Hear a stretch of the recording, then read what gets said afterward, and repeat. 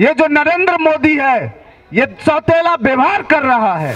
अगर हमारी बात इस सत्र में पूरा नहीं होता है तो हम लोग पूरे बिहार को यहाँ दिल्ली में एकत्रित करके दिल्ली को अस्त व्यस्त करने का काम करेंगे।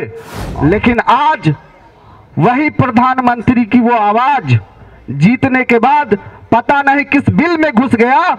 ये इसका बदला शिवहर की जनता लेगी, साथ साथ आपकी जो मोदी सरकार है उससे भी हिसाब पूरे बिहार के जनता और हम भारतीय छात्र युवा एकता मंच लेकर रहेंगे। मेरा यह आग्रह नीतीश कुमार जी से है कि आप युवाओं को साथ लेकर चलिए। फिर देखिए हम लोग मोदी सरकार को किस तरह से उखाड़ फेंकते हैं।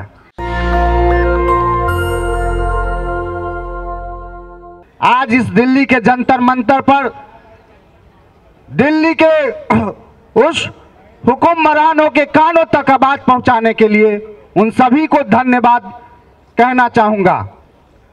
मैं कहना चाहूंगा कि हम लोग बिहार से हैं। बिहार पूरे भारत में अपना छाप छोड़ा है और उस बिहार के साथ ये जो नरेंद्र मोदी है ये सौतेला व्यवहार कर रहा है।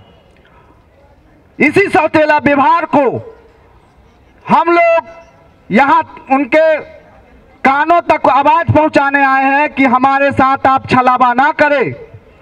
जिस तरीके से 14 में हम बिहार वासियों ने आपको प्रचंड बहुमत देकर केंद्र में बैठाया, हमें आपको वहां से उखाड़ फेंकने का भी हम पूरा हिम्मत रखते हैं, ताकत रखते हैं।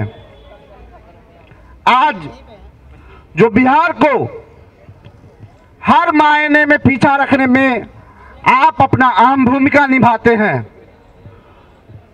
वह अब हम भारतीय छात्र युवा एकता मंच कतई नहीं होने देंगे।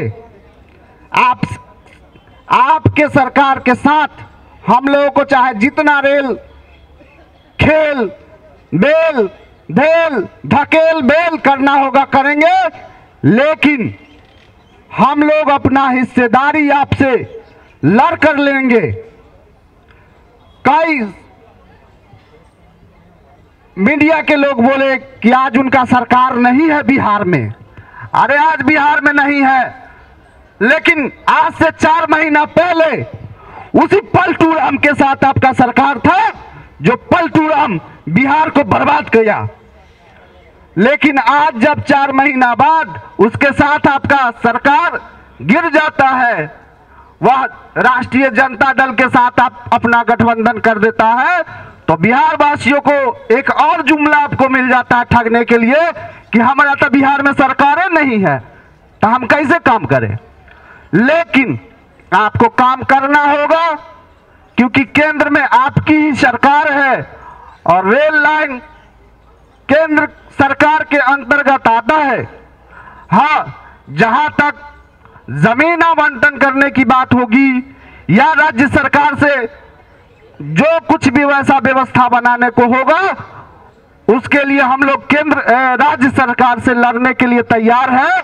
नीतीश कुमार को वो सारी व्यवस्थाएं हम लोगों को देनी पड़ेगी ना चाहते हुए भी, क्योंकि हमारा भारतीय छात्र युवा एकता मंच पूरे भारत में काम कर रही है। ये आज हमारी जनसंख्या देख के ये ना समझे कि हम लोग 10, 20, 50 में हैं, क्योंकि ये तो अभी झांकी है, टेलर है, झांकी अभी बाकी है। तो हम लोग बिहार से झांकी दिखाने के लिए अगर हमारी बात इस सत्र में पूरा नहीं होता है तो हम लोग पूरे बिहार को यहाँ दिल्ली में एकत्रित करके दिल्ली को अस्त व्यस्त करने का काम करेंगे और आपको चलने नहीं देंगे। हम बिहारी हैं, खाटी बिहारी, भूजा फाक के हम लोग अनशन पर बैठ सकते हैं, एक कप चाय पीकर 10 दिन बिता सकते हैं। हम में वो जुनून जज्बा है। हमारा एक एक बच्चा बिहार से दिल्ली आएगा और आपसे रेल लेने के लिए आपके नाक में पानी कस देगा। हम आपको बता दें कि बिहार में सिर्फ एक समस्या नहीं है, सिर्फ रेल मिल जाने से हम लोगों को कोई बड़ा डायमंड मिल जाएगा ऐसा नहीं है। बिहार में अनेकों समस्या है, बेरोजगारी है, भुखमरी है, अनगिनत समस्या है। लेकिन माननीय प्रधानमंत्री मोदी जी उस पर ध्यान नहीं देते हैं।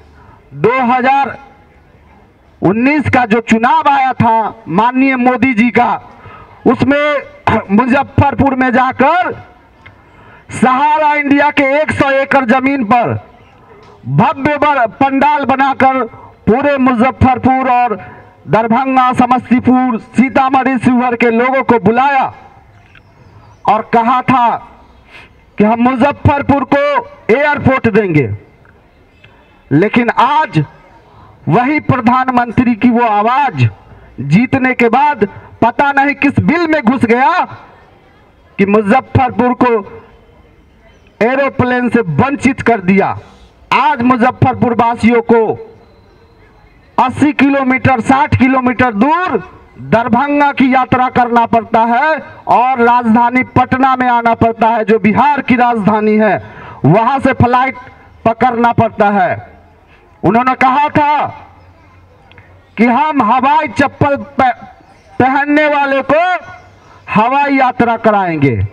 लेकिन हम कहना चाहते हैं कि बिहार के कई % लोग हैं जो हवाई यात्रा करते हैं। और दरभंगा एयरपोर्ट की हाल में बता दूं कि वहां जो किराया था उसमें कई गुना बढ़ोतरी कर दिया गया है, जिस कारण से आम जन यात्रा करने से भी बचते हैं।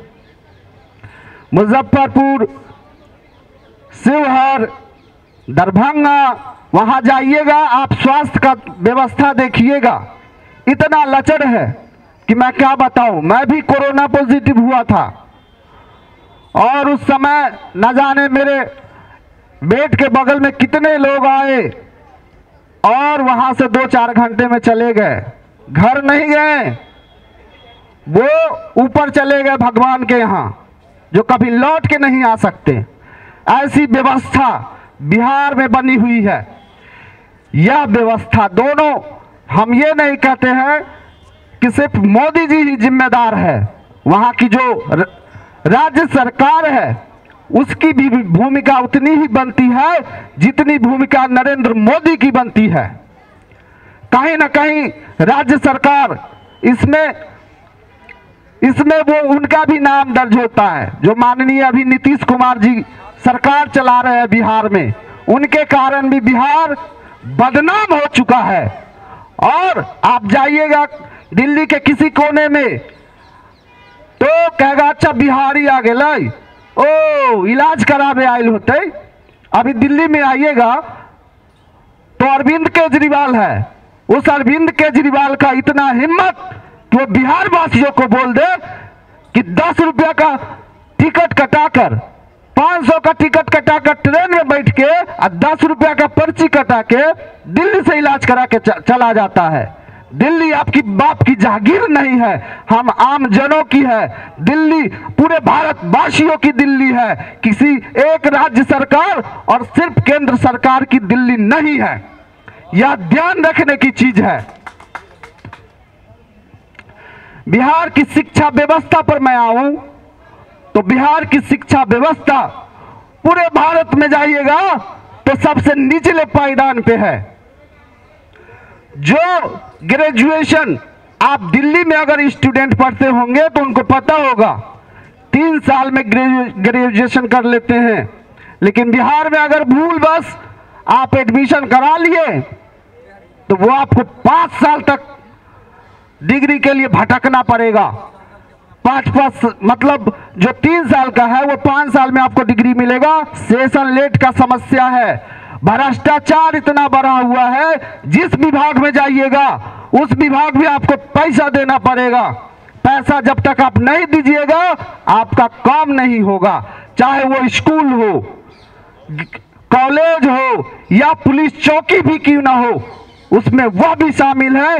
वहां पर अगर आपको आवेदन देना होगा तो आपसे 200-500 रुपया जब तक नहीं लिया जाएगा तब तक आपकी एफआईआर नहीं होती है। तो ऐसी व्यवस्था बिहार में बनी हुई है, इसका जिम्मेदार कौन? सिर्फ जनता जिम्मेदार नहीं है, केंद्र सरकार और राज्य सरकार दोनों जिम्मेदार है। आपका अगर सोर्स पैरवी है तो आपका कॉलेज में एडमिशन हो जाएगा विधायक सांसद के मार्फत, आपका अस्पताल में इलाज हो जाएगा।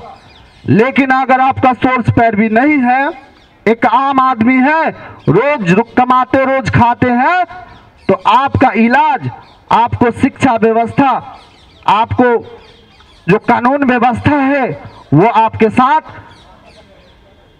वो व्यवहार नहीं करेगा जो पैसे वालों के साथ होता है। तो हम लोग आज दिल्ली में यही मांग करने आए हैं कि बिहार के साथ अन्याय ना किया जाए और बिहार को विशेष राज्य का दर्जा दिया जाए, रेल दिया जाए, शिक्षा सुधारा जाए, स्वास्थ्य सुधारा जाए, पुलिस व्यवस्था सुधारा जाए, इसकी मांग करने आए हैं। ये मत समझिए कि सिर्फ आप रेल दे दीजिएगा हमको, वोट के समय आते आते हो सकता है ये घोषणा कर दे और बनना भी स्टार्ट हो जाएगा, क्योंकि 2024 में चुनावे आ रहा है ना भैया, और चुनाव में उनको तो सीट लेना है ना। और रामा देवी को जीतना है तो रामा देवी जी वहाँ की सांसद है, उनको भी हम लोग कह देते हैं कि आप जब वोट मांगने जाइएगा 2024 में तो ये भारतीय छात्र युवा एकता मंच आपके सामने खड़ा रहेगा और आपको वहां से हराने का काम करेगा, क्योंकि आप 3 बार से सांसद है, 3 बार में शिवहर को आप क्या बोलते हैं, कश्मीर, जम्मू कश्मीर का आनंद वहां पर मिलता, क्योंकि बगल में नेपाल है, बगल में नेपाल भी है और ठंडी ठंडी हवा भी वहां से आती है, नेपाल का पानी भी आता है, वो स्वर्ग बन सकता था लेकिन आपने उसको नर्क बनाकर छोड़ा है। ये इसका बदला शिवहर की जनता लेगी, साथ साथ आपकी जो मोदी सरकार है उससे भी हिसाब पूरे बिहार के जनता और हम भारतीय छात्र युवा एकता मंच लेकर रहेंगे। मैं आपको बता दूं कि बिहार में कोई भी ऐसा एग्जाम नहीं है जो सही ढंग से सफल हो जाए। बीपीएससी की परीक्षा होगी तो पेपर लीक, अभी बीएसएससी का एग्जाम हो रहा था, अभी 3-4 दिन पहले स्टार्ट हुआ था, तो हम लोग पटना में थे, एक हमारे साथी आए थे वो एग्जाम देने, एग्जाम उन्होंने देने के लिए निकला, जैसे ही बस में उनको एक मैसेज आता है कि पेपरवा लीक हो गया, कल जो परीक्षा हुआ था ना वो पेपर में लीक हो गया, अब हम क्या करें। उसका सेंटर कैंसिल होने की मांग उठने लगी। तो ये व्यवस्था बिहार में है और बीजेपी वाले क्या कहेंगे कि बिहार को हम महान बना देंगे। अरे आप महान बनाने की बात तो सिर्फ कह देते हैं मीडिया बंधु के सामने, जनता के सामने, लेकिन उस बिहार को आप महान तो छोड़िए, एक अच्छा राज्य नहीं बना पाते हैं। आखिर कारण क्या है ये आप ही जानते होइएगा। और एक कारण मुझे जो व्यक्तिगत मैं बता दूं कि मुझे ये जो सरकार का गिरना और बदलना ये अहम भूमिका है, क्योंकि वहाँ जो सरकार देखिएगा ना कि शाम में फ्लाइट में मंत्री जी बैठते हैं और जाते हैं विदेश, और जब वहाँ से लौटते रहते हैं फ्लाइट में, और जब उतरते हैं दिल्ली और दिल्ली से बिहार जब जाते हैं तो पता चलता है कि आप तो पूर्व मंत्री हो गए जी। तो ऐसी व्यवस्था है बिहार में। एक पिछड़ापन होने का कारण यह भी है कि बार बार समझिए ना कि 5 साल में 5 बार सरकार गिर जाता है। इसका कारण नीतीश कुमार जी है, क्योंकि वो गद्दी से हटना नहीं चाहते हैं, युवाओं को मौका नहीं देना चाहते हैं। जब युवाओं को मौका होगा, मिलेगा, तो हमारा बिहार, हमारा देश आगे जाएगा।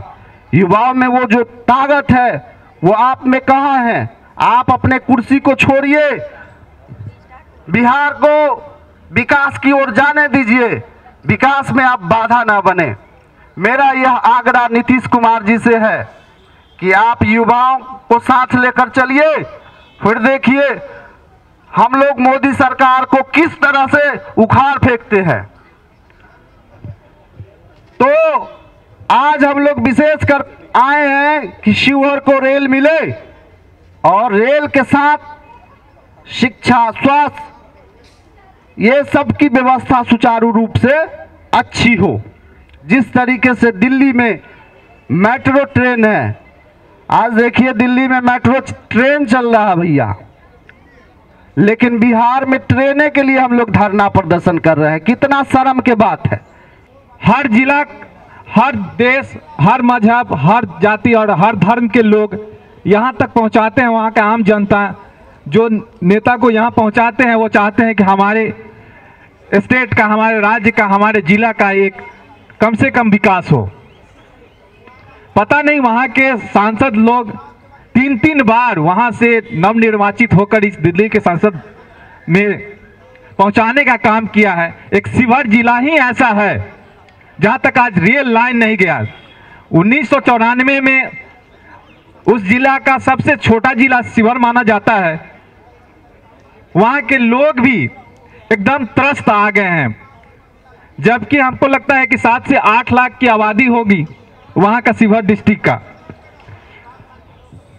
आज तक वहाँ रेल लाइन का कोई भी तरह का लाभ नहीं हुआ है, जबकि उसका इंफ्रास्ट्रक्चर के लिए जिस समय लालू प्रसाद यादव जी रेल मिनिस्टर थे उस समय ही उस रेल लाइन को पास कर दिया गया था। फिर किसी न किसी तरह से उसको कैंसिलेशन और बजट के द्वारा उसको कैंसिल कर दिया गया। पता नहीं वो कब सपना पूरा होगा, लेकिन यह भारतीय छात्र एकता मंच तब तक इस चीज का विरोध करेगा जब तक अगला सत्र हो या सांसद हो वहां तक नहीं आवाज पहुंचा देंगे, तब तक हम लोग दम नहीं लेंगे। बजट सत्र जो होता है उसी में इनको करना ही पड़ेगा। अगर नहीं करेंगे तो हम लोगों के लिए एक डम्मी रेल का डब्बा बन रहा है, जो कि शिवहर से लेके इस दिल्ली की धरती पर जंतर मंतर तक लेकर आएंगे, और वो भी पैदल। और इस चीज को आज 25 की संख्या में है, उस दिन पता नहीं कितनी की संख्या में होगी। वो इस चीज के लिए तत्पर रहे। अगर नहीं करते हैं तो हम लोग को चाहे जो भी जोखिम उठाना पड़े वो चीज उठाने के लिए हम लोग तैयार हैं। आज लगभग हमारे हर एक डिस्ट्रिक्ट से आए हैं, शिवहर से आए हैं, मुजफ्फरपुर से आए हैं, सीतामढ़ी से आए हैं। वो पता नहीं लोगों को इतना दिन में कैसे नहीं जाग पाता है कि चलो एक शिवहर डिस्ट्रिक्ट है, एक छोटा डिस्ट्रिक्ट है, और 94 में ही उसको एक जिला आवंटित किया गया था। वहाँ की जितने भी जनता है, इंफ्रास्ट्रक्चर है, इतनी वहाँ का महंगाई बढ़ जाता है, सारा चीज बढ़ जाता है। अगर रेल का सुविधा हो जाएगा तो हर कोई लाभान्वित होगा। शंखनाद की बात है या आंदोलन की बात हो, हम युवा हैं और युवा हमेशा क्रांति के लिए जाना जाता है।